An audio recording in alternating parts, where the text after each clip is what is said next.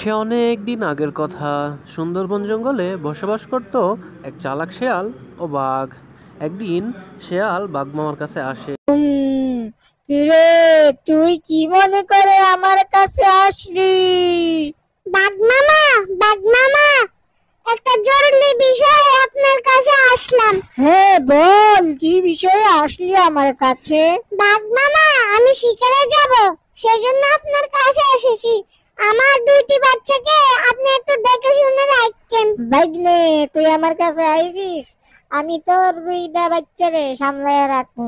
তুই কোনো চিন্তা করিস না, তুই সাবধানে শিকারে যা। অনেক ধন্যবাদ বাঘ মামা, তাহলে আমি শিকারে যাচ্ছি। হ্যাঁ ভাগ্নে, যা যা, তোর হলেন রে সামলায় রাখুম। তারপর শিয়ালটি চলে গেল শিকারে।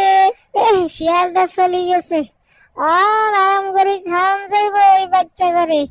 দুগারে তো খাওয়ান যাইতো না, উগারে খায়াম মজা করে, আর উগারে দিয়ে দিয়াম।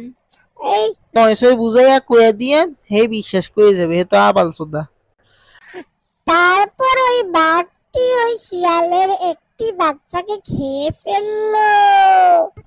বাঘ মামা, বাঘ মামা, আমি তো শিকার থেকে চলে এসেছি। আমার একটা ছানা কোথায়? ওমা, কি লাগাস? খোদার গজব না কথা নিকাস।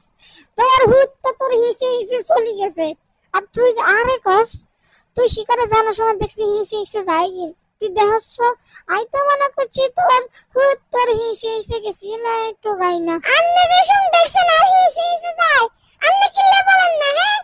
আপনি তো সাইকাম দেশে কিল্লে। এরে ভাগনা হুন, তোর হুত তোর হিসে হিসে গেছে, আমি মনে করছি তুই আরে শিকারে লই গেছে, তুই লাই বলাই না, একটু গাইও না।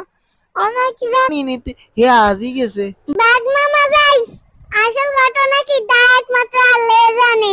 সর্বোচ্চ আমি আমার ছেলেকে অনেক ঠকাবো, যদি পাই আর ছেলেকে আমি মসজিদে 20 গেটিয়া দিমু আল্লাহর রহমতে।